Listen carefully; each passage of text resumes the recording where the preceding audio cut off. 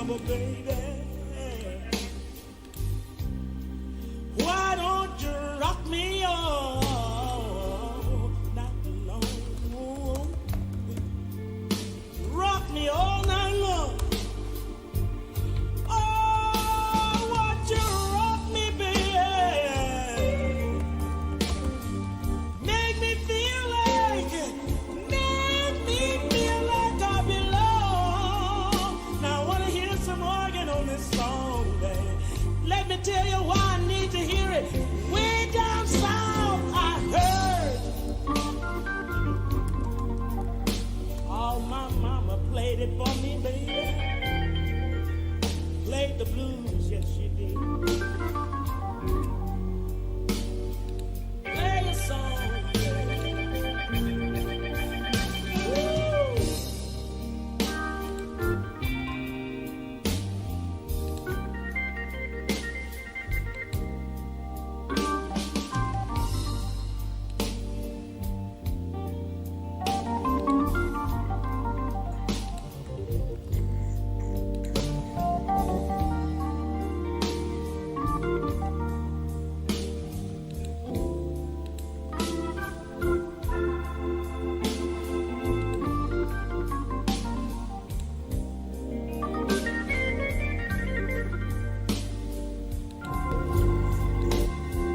Trouble, trouble, trouble. Hello, everybody. 1, 2, testing. Why do you Intel traders, how are you, mate? what do you do? Can everybody hear me? Trouble, trouble, trouble. Hello, I guess so. Why do you dog me around? Orlandito, Nova T, that's Orlandito. That's how my mom called me. Well, used to call me. Not anymore. I'm an old man now. Blues forever. Blues forever. Hey, Shakir, I'm fine. I'm fine, thank you. Victor, how are you, mate? Let's get rid of the blues. And let's put on the trading cap on. All right, so how's everybody doing? I am doing fine. Today I am down 0.15%. Right, I made a couple of mistakes trading gold, which I'm gonna go through after the open, right? But for the time being, why don't we have a look at what's going on? The US30. Hey Chris, how are you, mate? The US30 is quite heavy right now.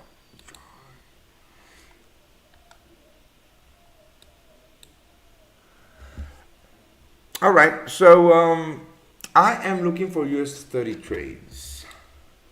I'm gonna go to a 3-hour chart. There is a massive imbalance here. Well, not that massive actually, but still an imbalance nonetheless.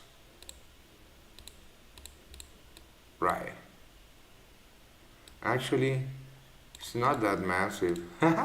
All right, so what are you guys looking at the moment? So I am looking for possible US30 shorts.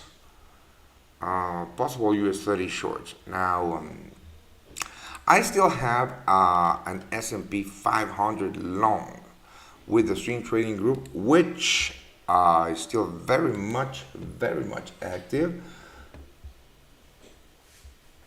What does it mean, a morning star which appear on DAX? I don't know. Morning star.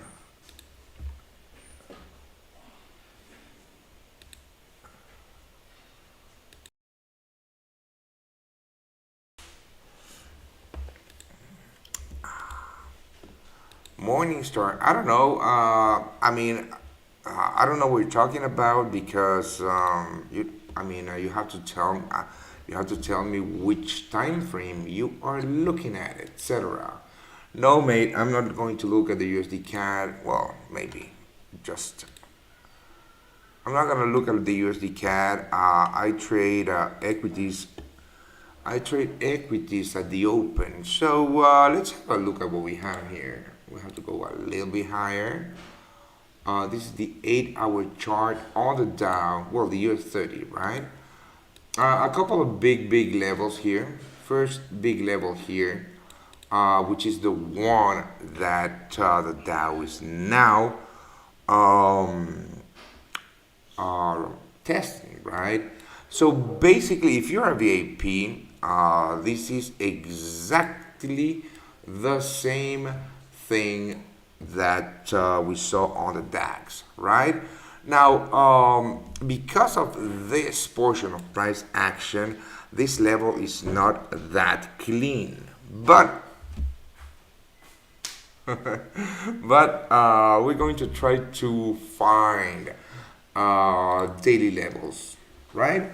So let's go to a 2-hour chart and let's try to find a bias here.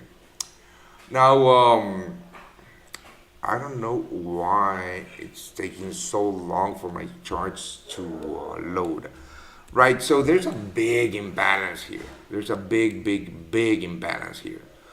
If you don't know, imbalances are, well, you can call them gaps in the market, right? But basically, when you see a strong move, right, like this one, it means that there were tons of sellers, but hardly any buyers, which creates this move, right? And the imbalance in this market is still very much unfilled. Now, a couple of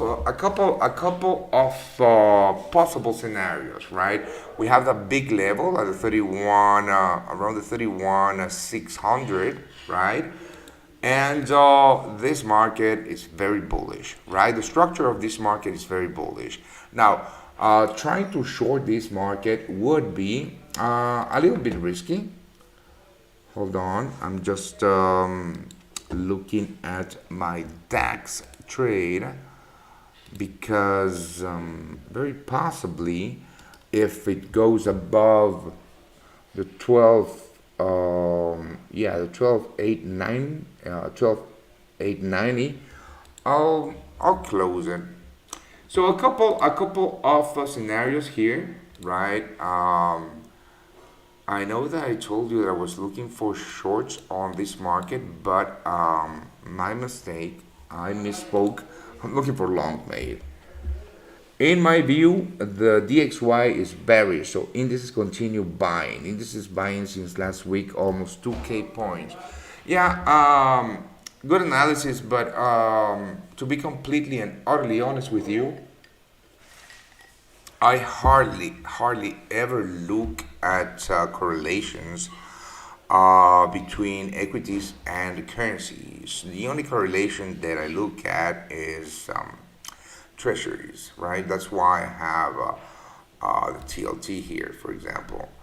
I don't trade it. I just look at it. All right. So US30. Now, a couple of scenarios, right? As you already know, I never buy the open on a breakout, right? I always wait. If I'm looking for longs, I always wait for the pullback towards the demand zone that I want to trade. Now, let's look at some volume here. I want to pinpoint those or the demand zone. This is a 50-minute chart. I have to go lower. All right, so it's going to be a little hard here. Listen, guys, the real demand area is this one right here. But I don't know if price is going to come down towards the 3,400 level on the Dow, right? So a couple of scenarios, like I told you, there is buy side liquidity build up here at the highs. Pretty possibly on the at the open, we're going to get that taken out.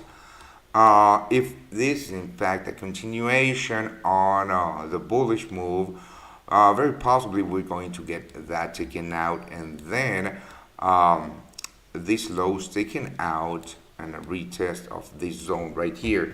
But pinpointing it right now, I mean, the setup is not quite clear as it was yesterday. So let me look at the S&P 500 just a second. So yesterday, if you remember, we traded the Russell 2000, right? Because well, I wanted to trade the S&P 500, but I hadn't had my morning coffee, so mistakenly I analyzed the Russell 2000, but we ended up making 1%, right? This was the S&P 500 trade yesterday. Now, today, what do we have here? Right, we're going to look at today's price action, and now this is flat bottoms, very possibly also sell side liquidity built up here. So if this is in fact sell side liquidity being built up here, we should be looking for demand zone below that sell side liquidity, which it's really hard to pinpoint at this moment. It's not that clear. Yesterday we had an imbalance here. The market changed character during the London session, creating an imbalance here. The demand zone was very clear, and the setup, had a very high probability of success. Now, I don't know what we're going to do at the open, but I'm going to wait for volatility, right, to kick off. And yeah, we're going to wait. Gold. I got stopped out on gold, and this is today's short on gold that I missed. I was looking at gold. I got stopped out of break even, and on yesterday's long in gold at I think it was a 0.45% loss, and overall I lost 0.15 on all my gold longs.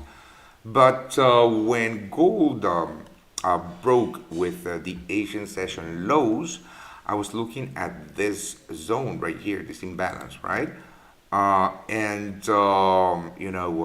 It moved very quickly, and I wasn't going to take a 1.58 R trade on a breakout of the lows, right? The optimal entry was here at the highs. So, having said that, if you look at gold, gold is retesting set zone. So maybe we can find, let's have a look at gold, because maybe we can actually find a trade here.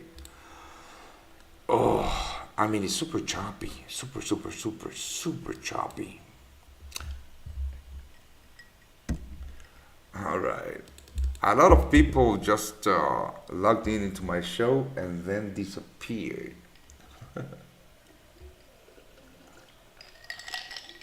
Patience, guys, patience. So what do you think about gold? What do you think about gold? This is looking super bullish, in my opinion. Yeah, this is looking extremely bullish. I think that the setup in gold longs is much clearer. I'm sorry. Now, what I don't like about this this move in particular is this low right here. Oh boy, yeah, the XY is dropping.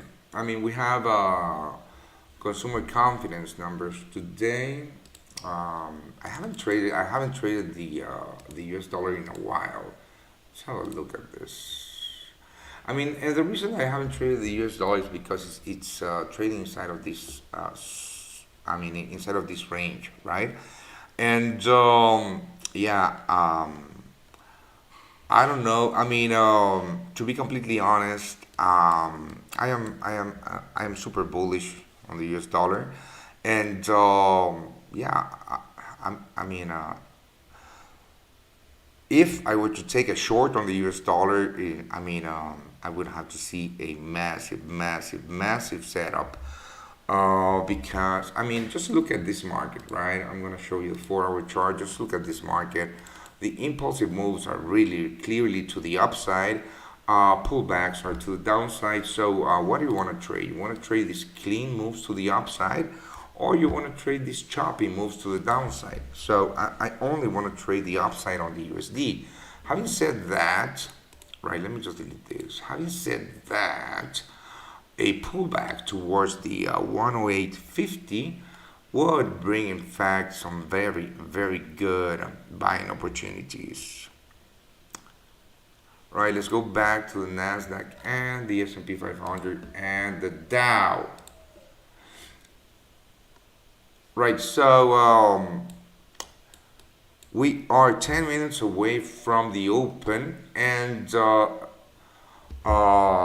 equities are rallying heavily, right? Now I'm going to scratch the US30 because it's really not clear to me, and the Nasdaq is. So have a look at what's going on right now on the Nasdaq. We have this high here. This is buy side liquidity, right? Now, the reason that I don't trade the breakouts at the open is because most likely those are going to be fake outs, right? Most likely those are going to be just moves taking out this liquidity. Then we're going to see moves to the downside taking out this liquidity, just to mitigate the demand zone before the actual move. So now that I just told you this, I think that the Nasdaq is the play for the open, guys. Let's have a look. Let's have a look at what we have here, right?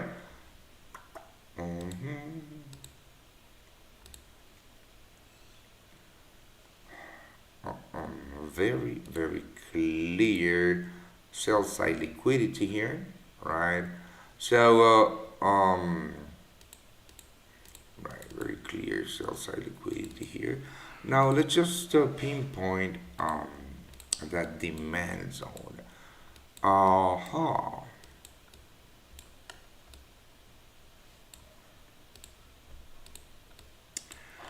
Right, yesterday someone was asking me why I was looking at volume, right?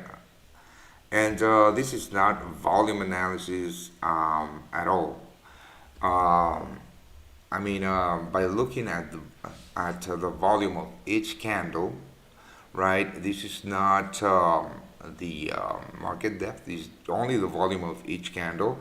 It helps me to find those zones, right? For example, I'm trying to find, this is the 1 minute chart, right? I'm trying to find the demand zone that hasn't been mitigated just yet. And what I look for, guys, what I look for is the break of the structure, right? The break of the highs. For example, here, we have a break of this high. Here, the market clearly changed its character, break of the highs, etc. So what I look for is consolidations where we have high buying volume. That to me means that buying orders are being built. Did I miss a trade? No, you haven't missed a trade just yet. So Where is that fucking demand zone? Let's have a look. Let me just delete all these lines. I don't know about you, but I hate the crosshair tool. Now, this is what I mean, not what I'm expecting, but this is what I want to see for me to consider a long position here on the Nasdaq.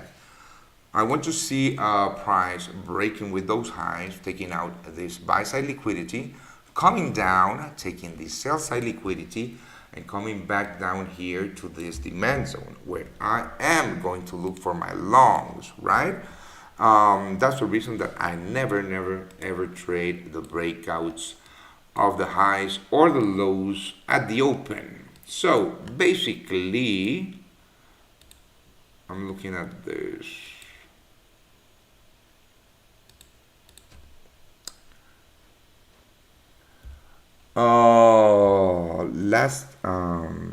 I'm a strong believer in correlation, being bullish on indices since I saw an order block hit USD CAD on weekly time frame last week. Yeah, I mean, there's, yeah, I just don't look at correlations, in the markets. I only look at treasuries, and that's it. But you know what? And the reason that I don't look at correlations is because they tend to, how do you say this in English? To diminish. The correlate. For example, it depends on what is.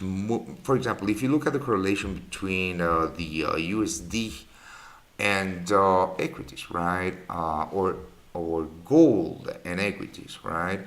That correlation is utterly imperfect in the sense that to me it doesn't work anymore, right? Because of the reasons why the market is moving the way it is moving, right?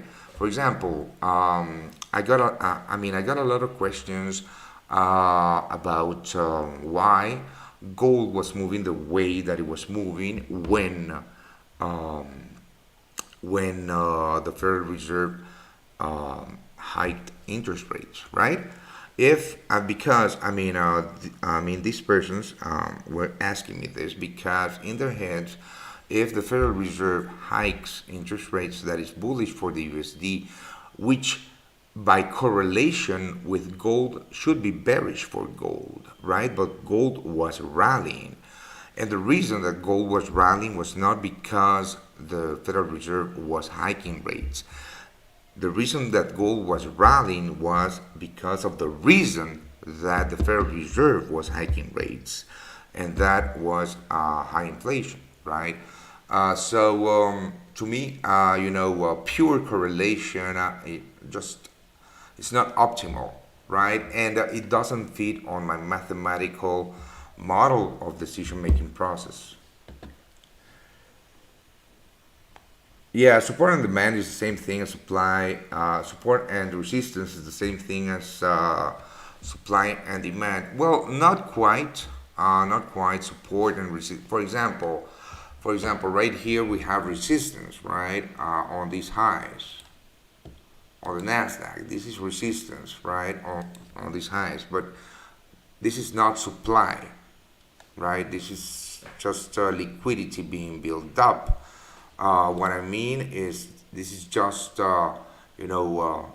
sellers trying to sell this high, right? This is resistance. Supply is an influx of sell orders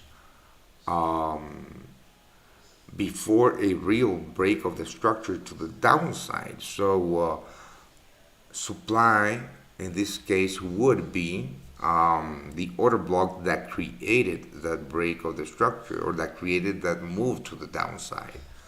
Resistance is just a level that for the time being is capping the upside in this market because we have sellers that have their stop losses above these highs, which are going to get fucked.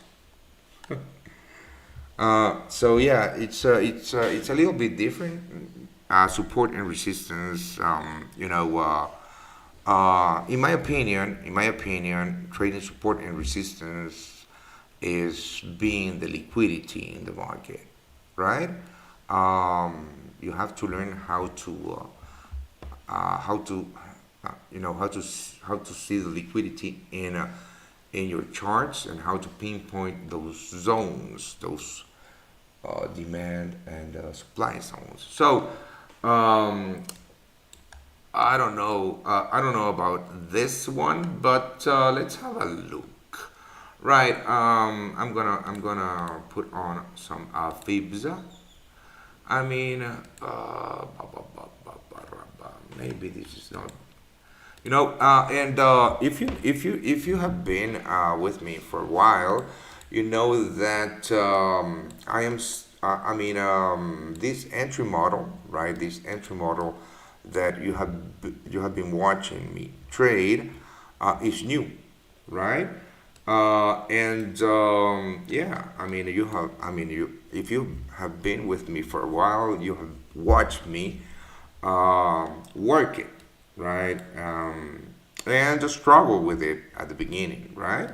If you're a VIP, you have seen me miss trades by 10 ticks on the S&P 500 4 times. But every time that happens, back to the lab, trying to optimize my model, and it's pretty much going good, right here. There you go. We have that move to the upside. Oh, the market just opened. The market just opened. Gold is super bullish. So this is the thing, right? Gold is super bullish at the moment, but would you wanna trade, or would you wanna go long at the break of these highs? With stop losses all the way down here? Fuck no. No, I would never want to do that. So what I'm going to do, I'm going to wait for the pullback towards the demand zone that created the break of the structure. And also, if you notice here, we have tons of imbalance, right? Imbalance in the market is pretty easy to observe. For example, when you have a big candle here, right? Without wicks touching themselves. Sounds a little porn, but you know what I mean. This is an imbalance, right? This is an imbalance in price action. So the Nasdaq broke with the highs. The Dow sucks, and the S&P 500 might give us also a good setup. Now, couple of things that I want to see here on the S&P 500 long side. I want to see these lows being taken out. This is pre-market and early, I call them weak buyers. Most likely, if this move is going to continue, most likely they will be taken out. Now, let's just delete all the drawings from yesterday. We have this sell side liquidity, right? Sell side liquidity because stop losses are sell stops on buy orders, on buy trades, right? And right here we have to the upside, same fucking thing, liquidity, right? So yesterday on the Russell 2000, we waited about 10 minutes after the open for us to take that trade. I reckon it's going to be about the same. So I'm going to go to a lower time frame just to pinpoint those areas that I want to trade.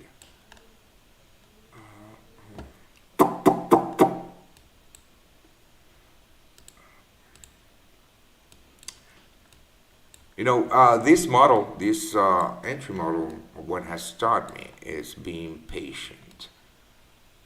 Being fucking patient. Okay, so let's have a look at what has happened here, right? The last break of the structure to the downside was here. Nope, it was here. I'm not gonna put it because I mean it's super super tight, but I always look for that last break in a buying scenario, that last break of the structure to the downside, because the high before that low is the high that you have to look for that break in order to look for the change of the character in the market. Now, uh, the area of demand that created that move to the upside, something like this, right? I'm just eyeballing it. No, it's actually here. It's already been mitigated. It has been mitigated, I'm sorry. Right here. So if this area has been mitigated already, it means that we should be looking for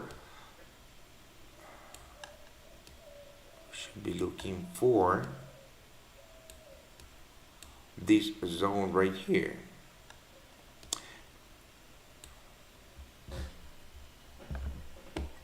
Yeah, the DAX keeps moving up. Yeah, I mean it's fine. I'm gonna show you something, right? I'm gonna show you something. So this is my DAX trade. On the hourly looks like this, right? On the hourly looks like this.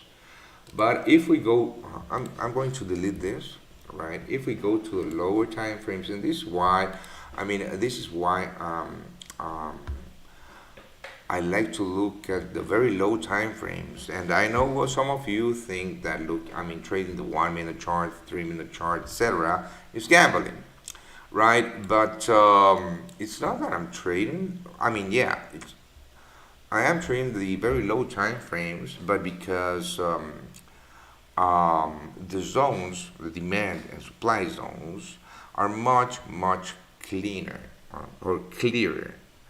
So instead of having an enormous 1 hour supply zone, I can pinpoint the actual supply zone here. For example, on the DAX, right? On the DAX, we have imbalances. I know we don't have imbalances, but where do you think the sell orders starting to accumulate for the break of the lows, right? About here. So it's very possible that price is going to get to the 1940 level again before going lower, right? And that's one of the reasons that I'm not trading this kind of breakout trades like the one on the DAX, because about 57% of the times we are going to get a drawdown on the trade, right? And I know you don't like drawdowns on the trade. But the reason that I took this trade on the DAX the way that I took it was, I don't know if you watched the video that I sent. You should watch my videos. It's just because I was trading the break of this structure, right? That's it. Now let's go back to what we have at the moment. 2 minute chart on the S&P 500. Let's go to a 5 minute chart on the S&P 500. Nothing yet. Still inside of this range. Still inside of this range. This is another question that I get a ton. If I'm expecting price to break with the lows and take out this liquidity, why wouldn't I go short here? And the reason is because mathematically speaking, right? Mathematically speaking, there is absolutely no supply zone here. So, mathematically speaking, the probability of success of this short is very low. Why? Because of stop loss positioning, and also because we would be trading against the daily bias, right? We're just gonna have to wait, guys. I think we're gonna have to wait. Yeah, the Dow is a no-go. Let's have a look at gold. Right, so gold broke with the highs.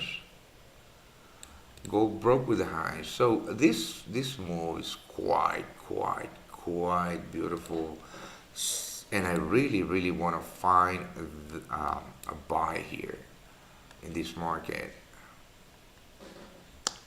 Well, the porn sites are here, so it must be that we're doing something good.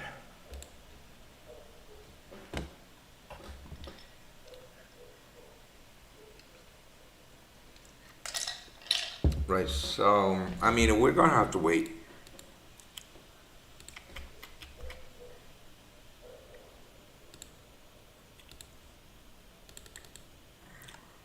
So this is what I'm talking about, guys. This is what I'm talking about, right? The breakout trades at the open don't have a high probability of success, right? More so in metals.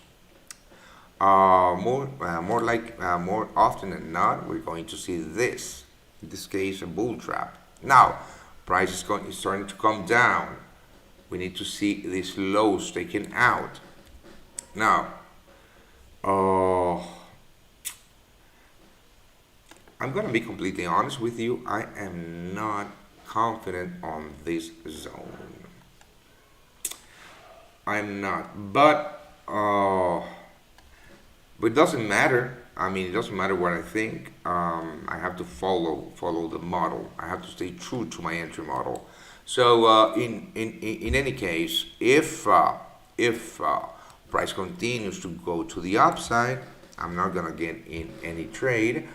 But if we get this liquidity sweep towards the 11,275, this is where I'm going to try to get an entry, which would yield, let's have a look.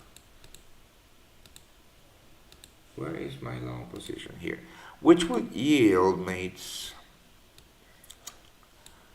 again to the highs, about a 5R. Right. Wow, the USD is just crashing. Now, talking about correlation, all the moves that we're looking here are US dollar driven moves, right?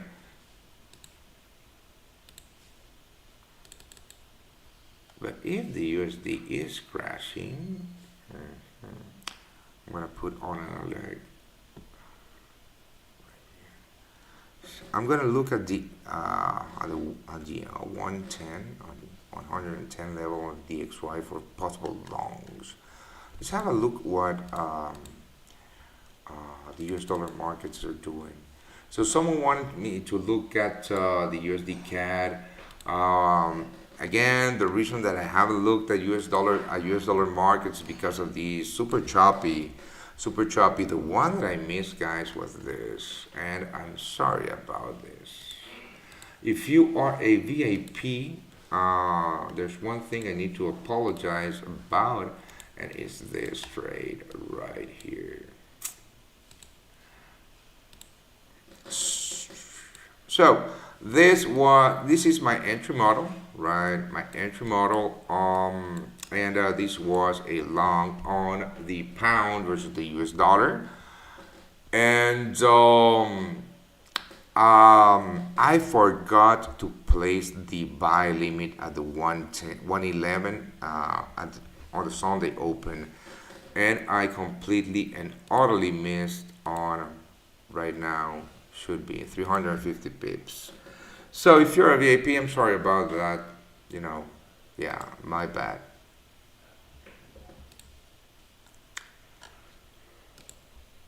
Like I said, I am. I try to be as transparent as I can, right? So I'm always going to show you, my mistakes, because it also helps me a ton. It helps me a ton. For example, today's trade on gold that I got stopped out on. Yeah, I don't even remember. Uh, I think I made money here and got stopped out here. So the first one that I went along here for 0.5%, I got stopped out. I think, yeah. No, here, I think. And then I made money here. That's it. I went long here. I made the mistake of trying to get in early, right? And, mistaking this liquidity for a demand zone, which the real one was here. If you're a VIP, you already know that I took this one, and because I lost 0.5% on this one, I had to take this one with less of a size, 0.25, which eventually broke me even. Back to the Nasdaq.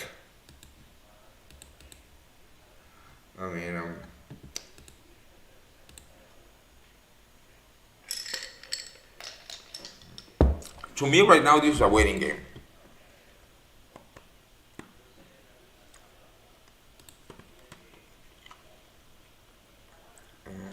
I don't know if we're going to get that pullback in gold. And if you notice, again, another mistake that I made was trading above this sell side liquidity. I had to stay true to my entry model. I was trading inside of the range, right? No trade range. My entry model dictates that I have to wait. If I'm looking for longs, I have to wait for the sell side liquidity to get taken out and then trade that demand zone. So this, in hindsight, and I know everybody's a fucking hero in hindsight, but this had to be my trade, not the ones that I took earlier. So trade journal, and that's why I'm also waiting for this. I'm also waiting for this, right? I have to wait for this. I have to wait for this. So I'm gonna stay here. I'm gonna stay here, and I'm gonna wait for that pullback. Wow, the Russell is super strong.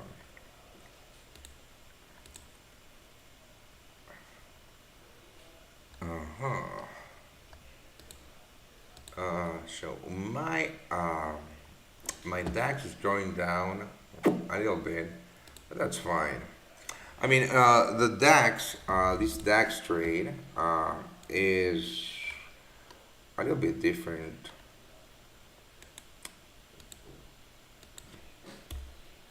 But actually, let me see if I manage it. No, I'm not gonna manage it at all. So let's wait for that pullback. I'm gonna say here, if you have any questions, just shoot. We might possibly get an entry, or we might not, right?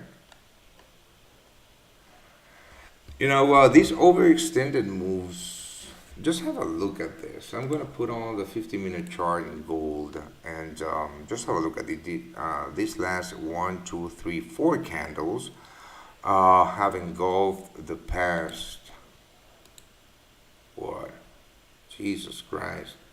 The past 124 candles. So yes, this is extremely bullish.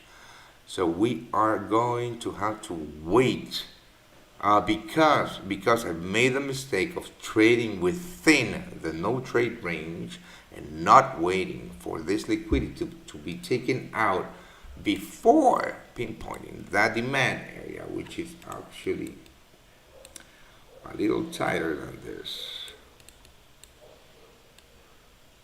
Right, because I made this mistake, right? I wasn't able to. I didn't take the optimal trade, as you can see right now. So That doesn't mean that I missed the move. Of course, I missed the move, right? But these past four candles have engulfed the past 125 candles. So I'm really looking for longs. So where am I going to look for those longs? I don't know yet. But right. Someone was asking about support and resistance, right? So support and resistance is this, right? This was previous resistance, right here. This was previous resistance. And also these highs, right? So hold on. This was previous resistance, right? The levels that were capping the upside in this market.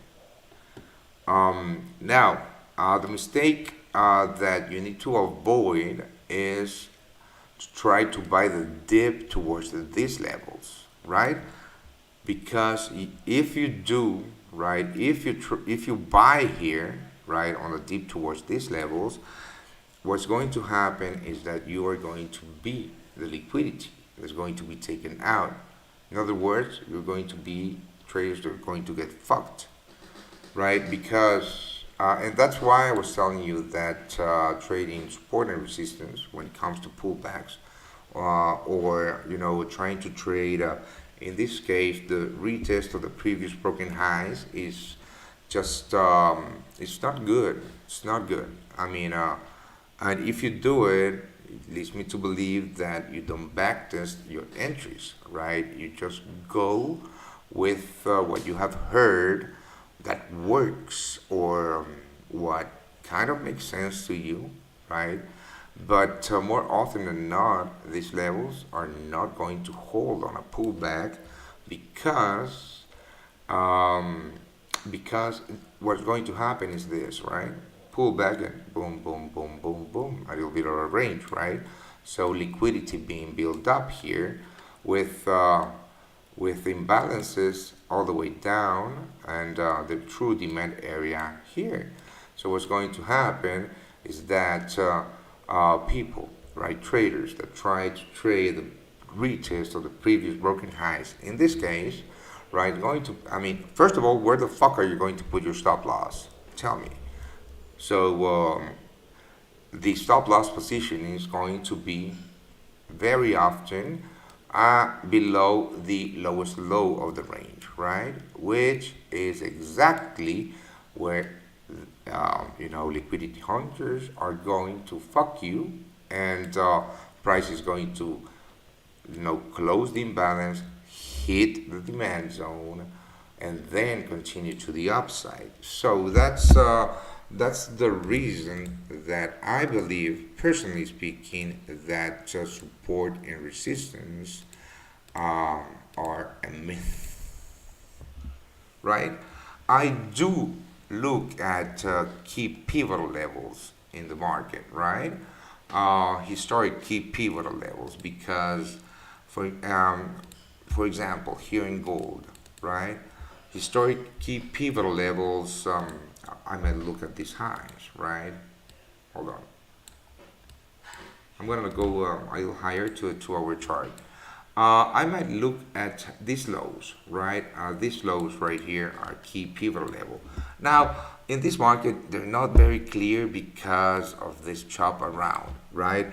But in my opinion, pinpointing key pivotal levels in historic price action is important. Why? Because, for example, here, right? This low. This is a very good example. This low right here, right? This is the low that buyers were protecting at this moment in price action, right? What happened here is that when sellers took control of the market, right, and came back to this key pivotal level, this is where big sellers jump into the market and push price down for about for a ton, 7% move to the downside. And what happened when price retested the same key pivotal level, boom, another dump, right? So I do look at key pivotal levels in historic price action, but I don't brand them as support or resistance because I believe that trading support and resistance is super weak, which I used to do, mates. I used to do, right? I used to do. I mean, this is an ever evolving game. This is like being a fucking doctor. You're never going to stop. Well, I'm about to get stopped out of my DAX. You're never going to stop, learning or studying if you are.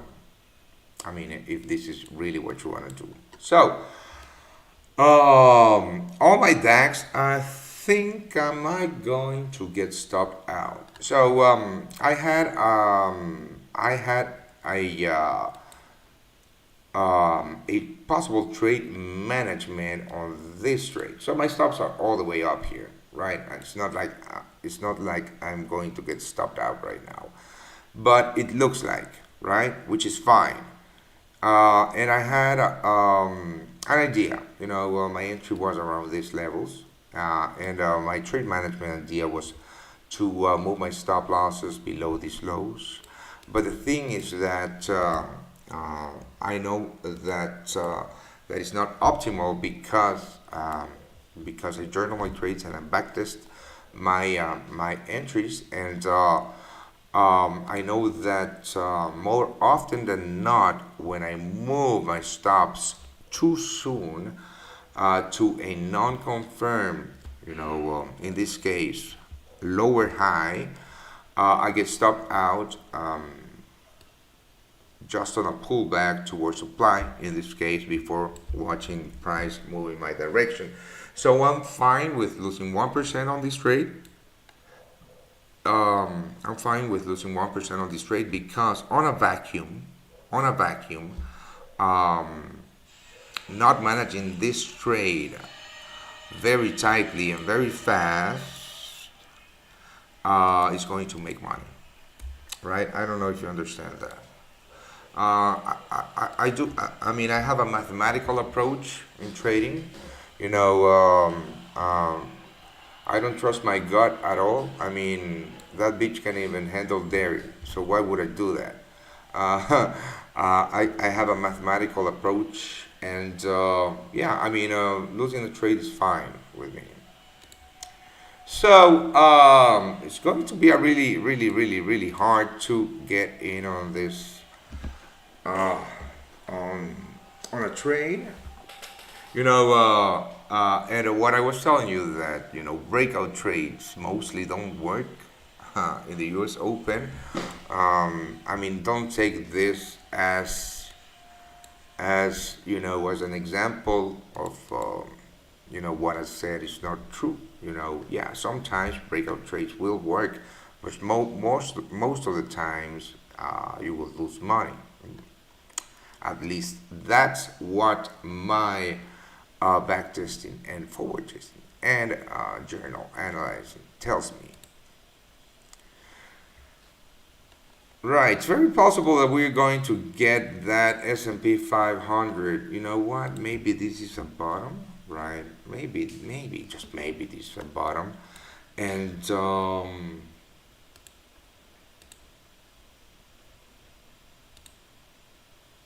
right. So this right here. Let me thicken out this chart for you guys because the reason that I'm showing you this is also because if it doesn't make sense to you, right, just tell me.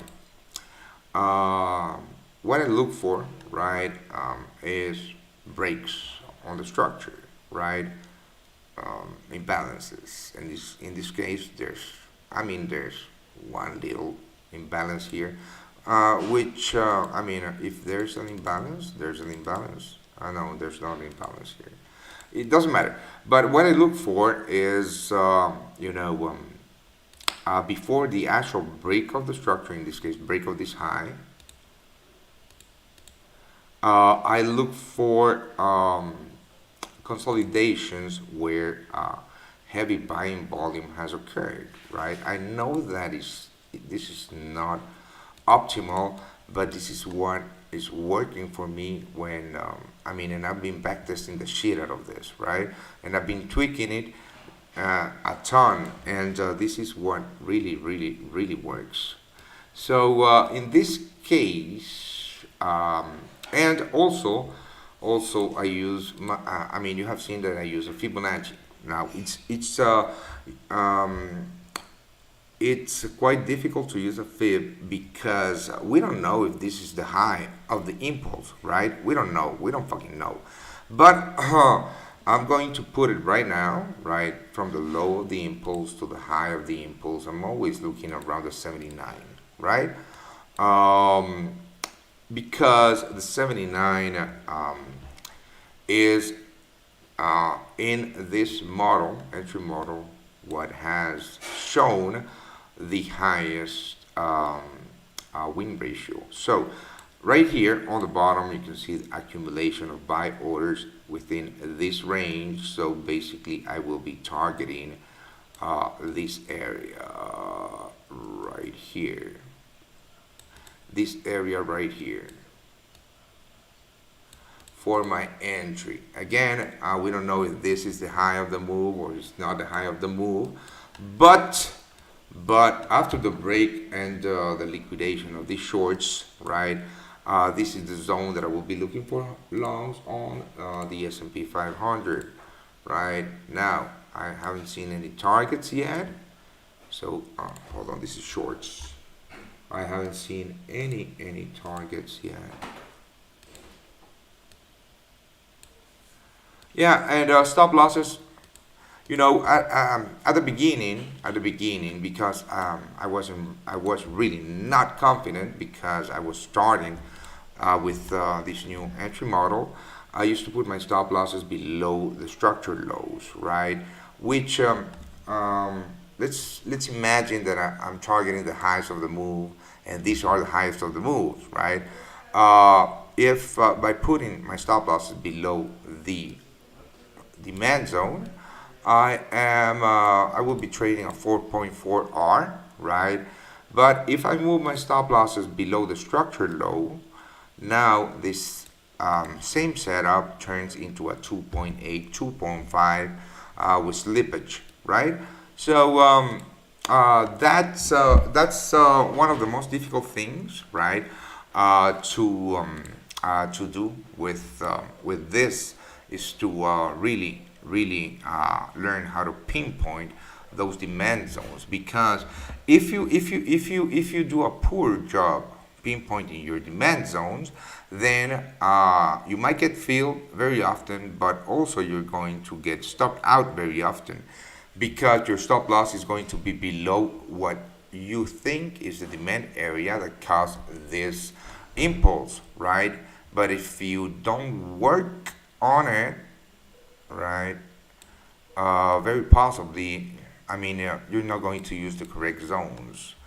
That's exactly what happened to me with last week's S&P 500. If you're a VIP, you already know, right, that I was trading this exact setup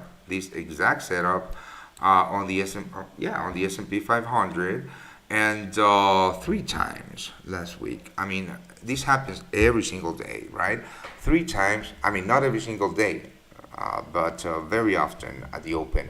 And 3 times last week, price came within 8 to 9 ticks of my entry, and then boom, rallied towards my target for a 5R, one time a 6R, right? And I missed the trade because my demand zone, or the demand zone that I had pinpointed, was not good. It wasn't the correct one, right? So I'm still working on this,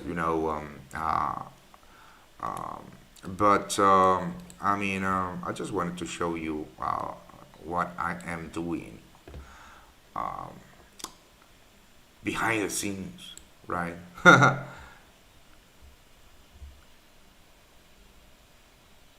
What is KOT Forex, Christina?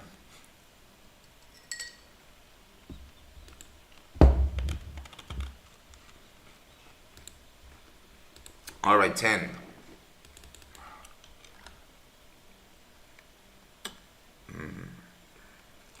Yeah.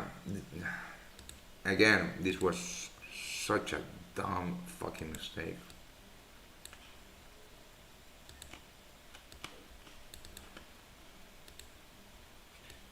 Yeah. But you know what? We are going to fucking get there. Don't you worry. You know, um, I don't know why. I don't know why people, don't like to talk about the work that they do. You know, it's important and more than important. It shows you that it's really. I mean, it takes a ton of time. It's not hard. It's not hard. You just have to be very, very disciplined and study a ton.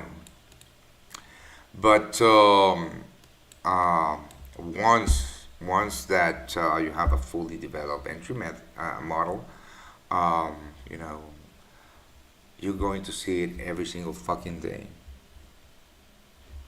Just another, just another annoying broker. I mean, don't use brokers that for don't never use brokers that have forex in their names. That's just a piece of advice that I'm going to give you. Don't, just don't, please don't. Right. So let's wait. Let's wait. This is looking good. I mean, this is looking good. I'm not gonna look at gold anymore because yeah, I mean I don't get mad, but this one really got to me because yeah, and and the worst thing is that I had everything planned yesterday before going to bed. Yeah, I need to stay true to my entry model. But you know what? I mean, this is what you're going to be getting. I mean, this is where we're going, mates. This is where we're going. So yeah, just and now we just need to wait for this S&P 500. Although, although, although,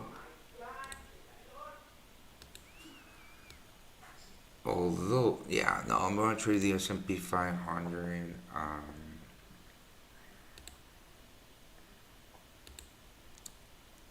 And yeah, I mean, I don't know. I mean, I don't know if price is going to get to my entry. But to be honest, I think we're going to see what I was telling you about those deep buyers at the previous highs getting fucked. Huh. Yeah, I mean, back in the day, I was one of those.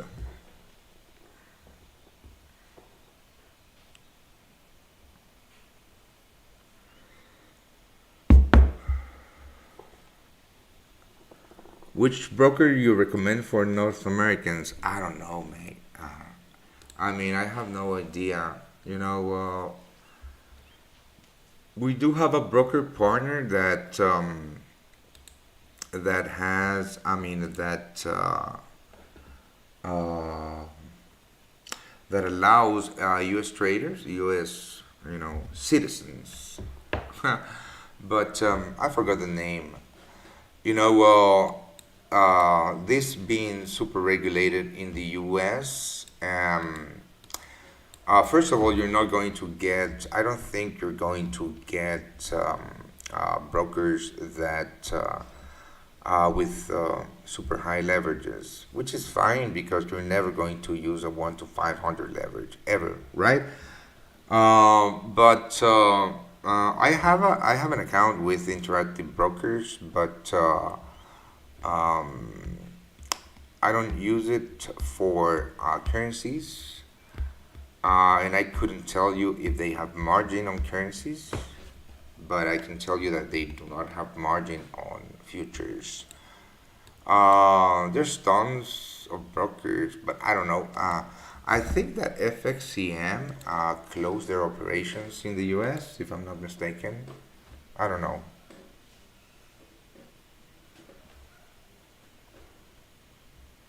Oh, Well, yeah. What's the name of the one of that one, Christina? Well, I'll be damned. You know, this is going to go. This one is going to go on the book of fucking dumbers. Yeah. I mean, I've been working so hard for months. You know, yeah, half a year maybe, just to deliver this kind of setups to you. And you know, just by one little mistake, I missed it, right? But it's fine. Don't worry. I mean, this is the kind of trades you're going to be getting, uh, and this is a trades that you have gotten right in the past few weeks, which were good.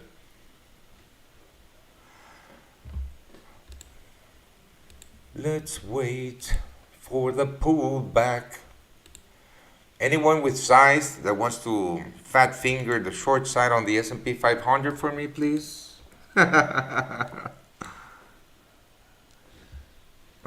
So I'm about to get stopped out on this DAX short. Um, I mean, it's not that I'm about to get stopped out. Actually, I'm not even looking at my MT4. No, it's heaps away from my stop loss. But you know, price did break with the previous lower high, which is not a good sign. Um, but it's fine. It's okay. Well, but you know, our swing trade, a VIP swing trade on the S&P 500 is running at 600 pips. That's good.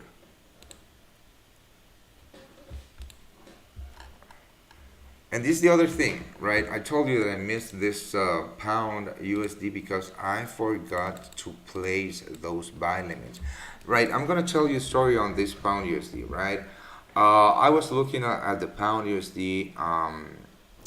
When was it? I started looking at the pound USD around this mess, right? And I just saw people, you know, traders buying the dip here, buying the dip here, right? And it was quite obvious that this was the demand zone that needed to be mitigated, right? But it was very far away, right?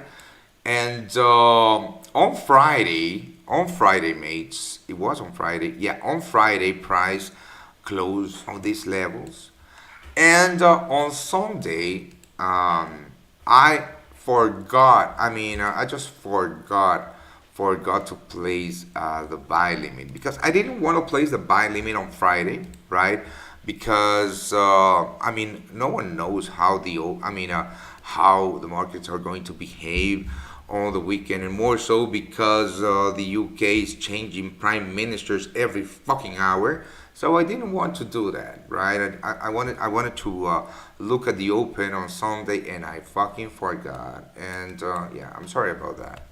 But you know what? I mean, yeah, I'm sorry. What can I say? But again,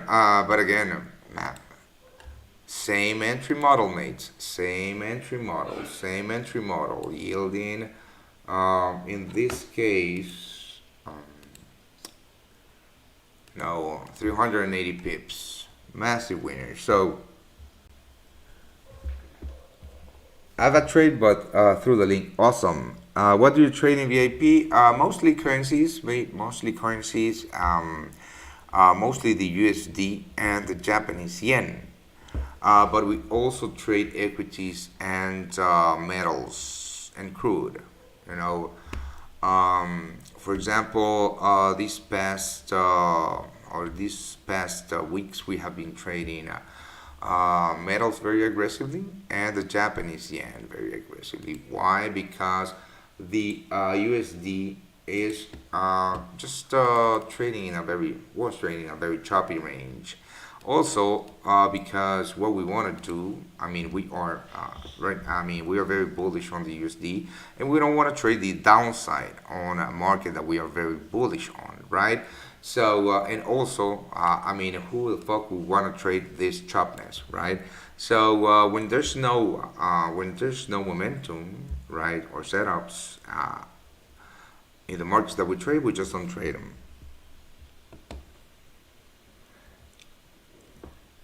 What do you trade? True that with the PMs, yeah. I mean, insane, right? I mean, so fucking insane. So yeah, that's why. I mean, that's why. That's why. I mean, that's why I forgot. And this is the other. I mean, this is another one that hurts because, I mean, I caught the setup on the 18th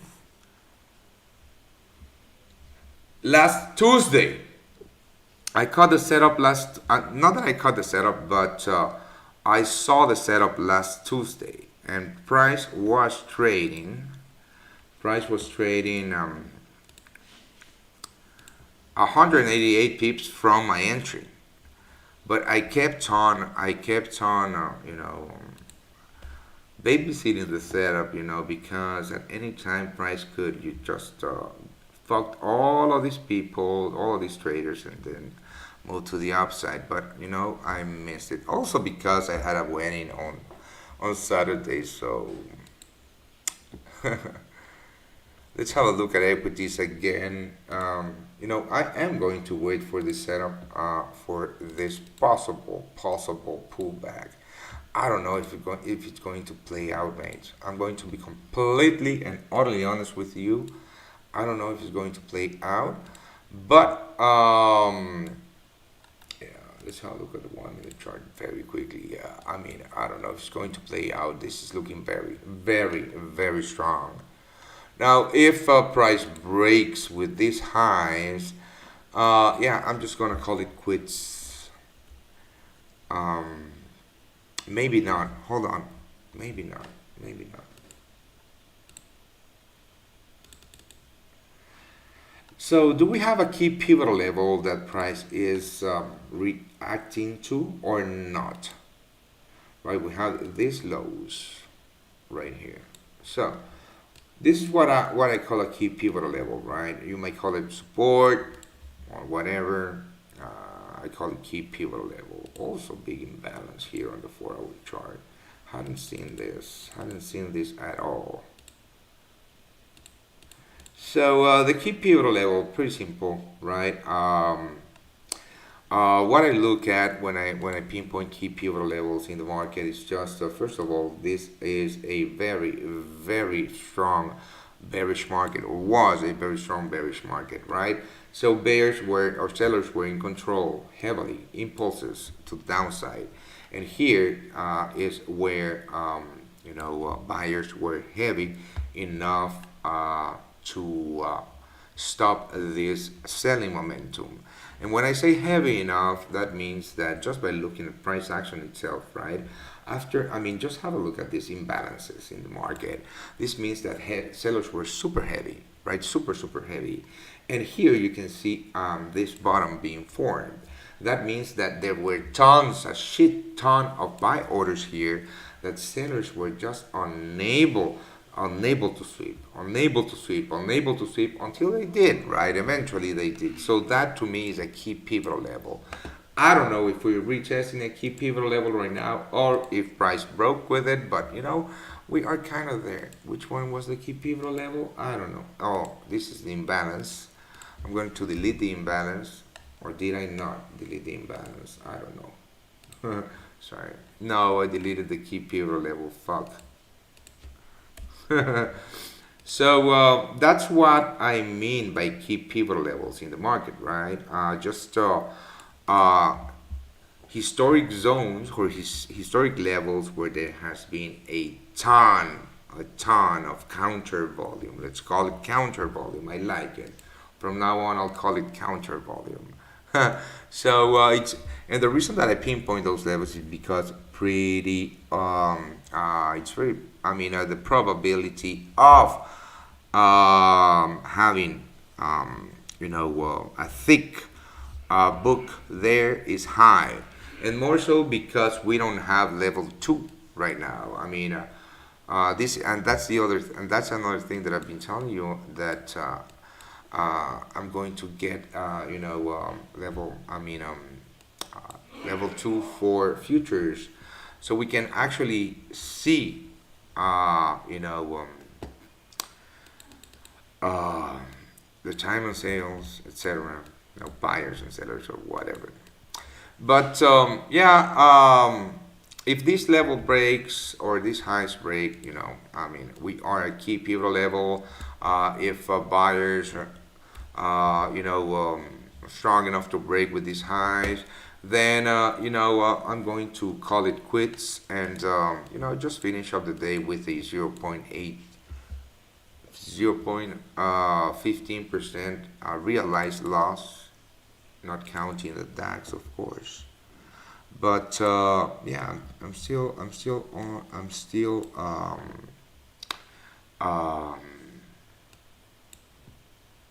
I'm sorry, I was looking at my other screen. I'm going to still look at babysit this price action a little bit longer. Just a little bit longer. Also, because of how strong this move was, I don't know if we're going to get the pullback towards that 79, mates. That's the other thing. In my backtest, I've seen this happen a ton. Oh boy. Yeah, that is just super dumb.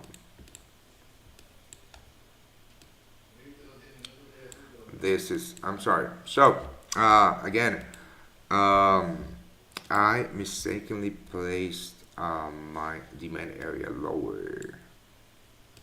Here is where I want to get in. Now, why? Why, people? Why? After the break of these highs, right here, this is the demand zone that caused the break of these highs. We also have a pretty tiny imbalance here, right? Boom. And my checklist is as follows. Always trade with the trend. In this case, an uptrend, right? Always wait for the pullback towards the demand zone. Should I be trading a bullish trend? Look for the imbalance. Look for the break of the structure. In this case, change of the character.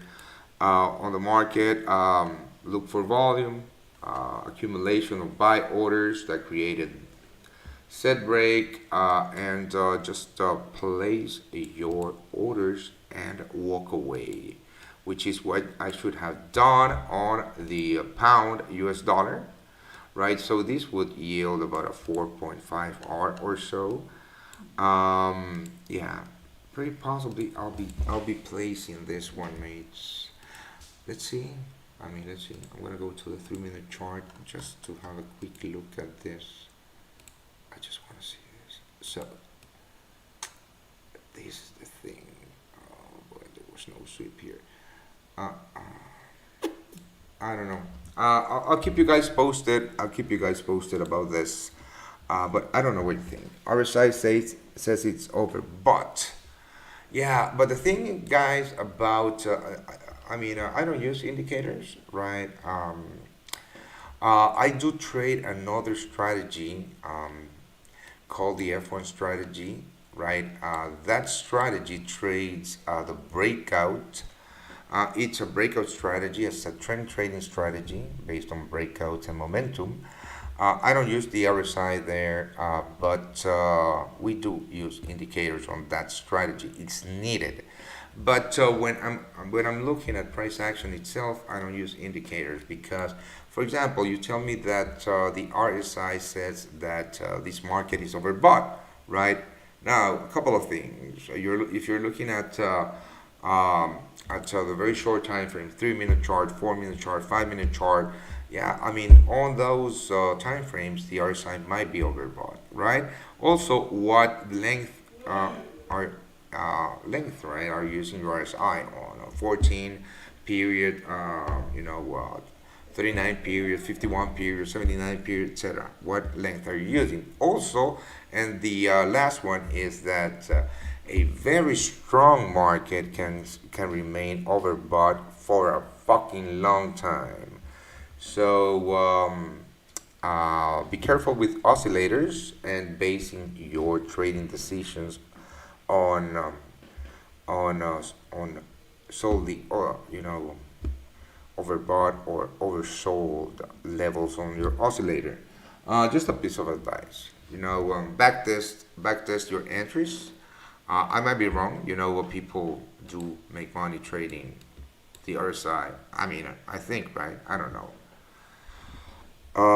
But yeah, just be careful. Oh boy, here we go.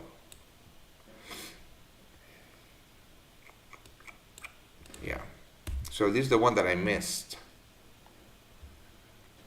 There you go. First highs, right? So have a look at this. Right, first highs. First highs. Deep buyers getting fucked here.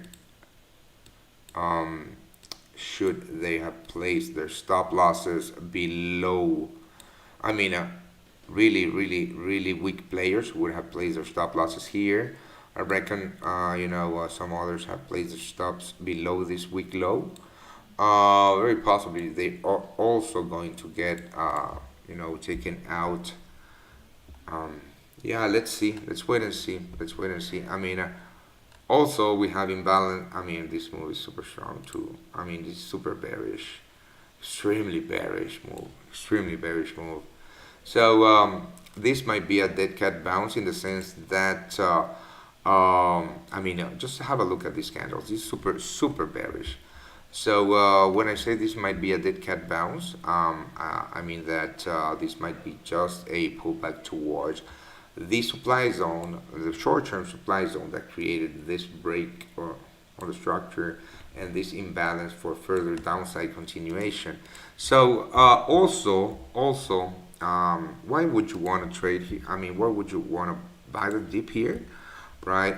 This is such a shallow pullback from the entire impulse. I don't think this is not even 21, whatever. Hold on. I don't know. What was it? 38.2? Yeah, it's a 38.2. I don't know. Just to me, it seems a little spewy.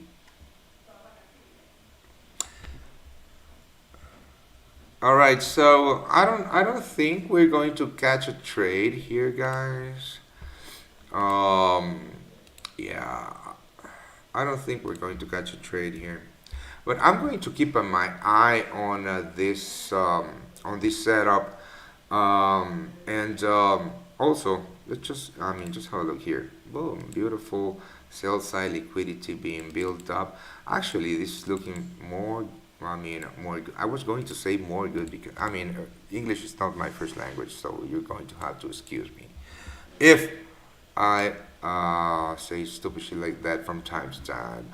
But this is looking better and better, right? Yeah, just because we have this sell side liquidity being built up, that doesn't mean that we're going to get that pullback that's going to take out this liquidity towards this zone, which is the one that I would want to trade. We don't know. No one knows. This is a waiting game, and but eventually we are going to see a pullback, guys. Eventually we're going to see a pullback, and eventually we are going to see all this liquidity getting swept. So I could stay here and just wait and wait, but I don't know. No one knows if this is going to play out today or now or later. No one knows. So the S&P 500 is the one that I'm looking at. It's looking very hot. Now, deep buyers here. Yeah, this is the zone that I want to trade. Exactly this one. So and also looking at the 3-minute chart, very nice imbalance here. Very nice imbalance that hasn't been filled. Demand zone right here. I'm eyeballing the demand zone, right? I'm eyeballing it, but it should be something like this. So basically what I am going to do, I'm going to place my buy limits between the imbalance and my demand zone, because I want to get filled, targeting the highs or whatever, right? I want to get filled. I want to get filled. So this would be, or is going to be, my trade. Again, I mean, if you heard me talk about the pound US dollar, I had to. I mean, I waited 5 days for the setup to develop, and I missed it. But it takes time. It takes time, and this is the thing, right? One thing that this entry model has taught me, guys, is to be patient, right? Why? Is to be patient because, again, support and resistance traders are always going to get fucked. Now, just have a look at this, right? Now, previous support right here. Boom, price hits the support. Boom, rakata, right? Support and resistance is just liquidity waiting to be taken out. Now, yeah. So if this model has taught me something, it's just to be very patient. And yeah, because I mean, if you start trading, this previous low, support and resistance, etc., then to react to those levels, always, of course, right?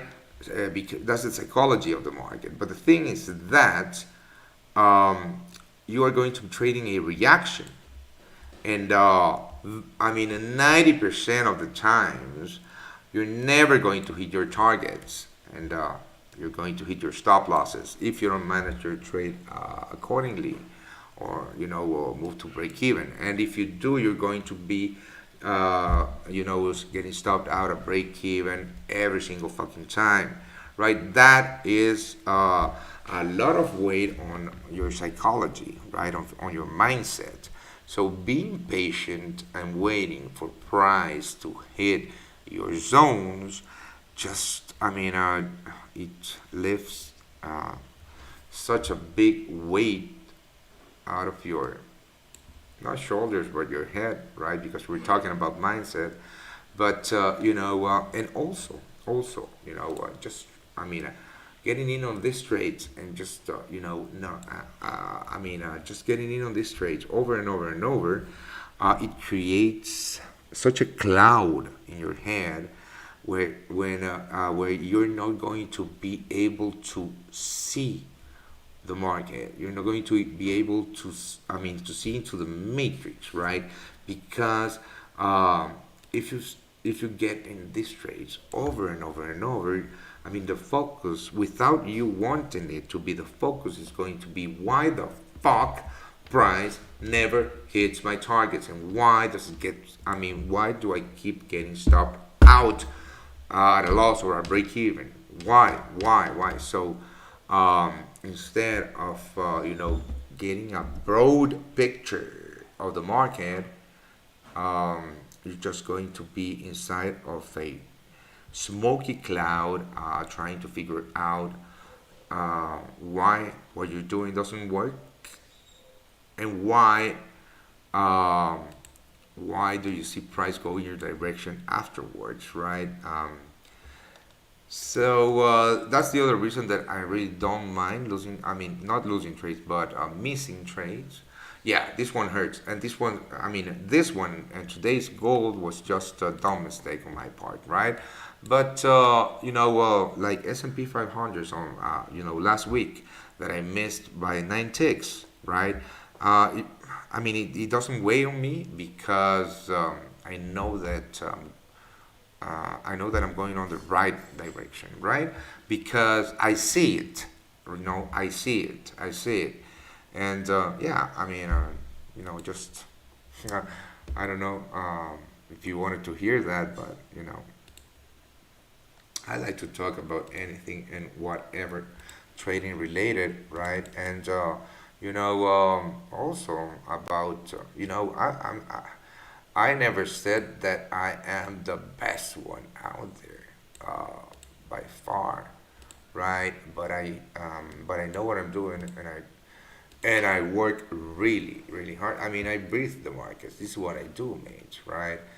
Um, yeah, you might see me or hear me, an hour and a half a day, but the next 7 hours I spend, minding the data, minding the shit out of my trading data, to, because my goal is just to become a beast.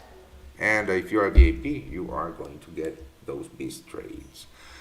Right? So, yeah, that's me. I'm going to wait for these S&P 500s. I mean, momentum, bullish momentum is drying up. Is drying up. But again, that doesn't mean, I mean, a couple of 5-minute candles don't mean anything at all. But yeah, momentum is drying up in my eyes. So, I'm going to wait for these lows to get taken out. Then for price, I mean, if these lows get, I mean, just have a fucking look at this. There's tons of imbalances here in this market. Just have a look at this. This is a 5-minute chart. For fuck's sakes, this is a big ass imbalance. I mean, this has to get filled, right? This has to get filled. I mean, we might get that pullback right now, but we also might get another leg up and then the pullback down. In any case, I know my zones. I know what I'm waiting for, and I'll keep you guys VIPs posted, right? Yeah, I mean, sometimes we're not going to catch a trade on the live shows, but I mean, I'm not gonna push. I'm not gonna push it, right? I'm not gonna push a trade just because you guys want to trade. No, fuck that, right? That's a good way of burning money, because by doing that, what you are actually doing is just giving back all the big money that you made. Been here for over an hour and no trade, unless I missed it. Is this usual? No. I mean, aren't you listening what I'm fucking saying, mate? Jesus Christ. No, there was no trade. I'm waiting. All right. When I trade the open, I focus on the S&P 500. The S&P 500 broke with the highs. I'm going to show you. This is going to be the last time. The S&P 500 broke with these highs. Hold on, I'm going to go to the 15-minute chart. No. That's the key pivotal level. The S&P 500 broke with these highs. This is buy-side liquidity getting taken out, right? But this is a very strong move. This is a very strong move. Now, there's tons of imbalances in this market that need to get filled. Let's go to a 2-minute chart. So I'm going to explain to you what I'm waiting for, right? The S&P broke with the highs, right? This is not the highs. This is the highs. Broke with the highs, right? I don't trade breakouts at the open, right? They don't have a high probability of success, and they are not profitable long term, at least for me, right? I don't trade breakouts. What I do is I wait for the pullback towards the demand zone that created the breakout for me to get in on a massively good risk to reward ratio trade, mate. So this is a short position, but you understand what I'm saying, right? Not short position, but I'm gonna show you. Yeah, it was a short position. So basically, I don't trade the breakouts, and I don't trade. I'm never going to get or to hit the buy button just because the S&P broke to the upside. Never, ever. Fuck that. I have patience and I wait for price to hit my levels for me to get triggered. Now, yesterday on the Russell 2000, this happened within 5 minutes of the open. I don't know. No one fucking knows how price is going to trade in any given day, right? I just sit here, share my analysis, share my setup, and yeah, I just wait for price to hit my levels made, and I take the trade. Sadly, today we didn't get on a trade because the setup is there, but price is still hasn't pulled back towards it yet, right? Um, yeah, I mean, don't expect me to be trading 3, 4 times in this show because that's not what I do. And if that is what you want, you must. I mean, you better go somewhere else. Yeah, I mean, who knows? I mean, I'm not mad at, or I mean, I'm not mad at all. I mean, I'm just a very upfront guy, you know. I mean, don't take anything personal, you know. I just don't go around the bushes. I don't have anything against you.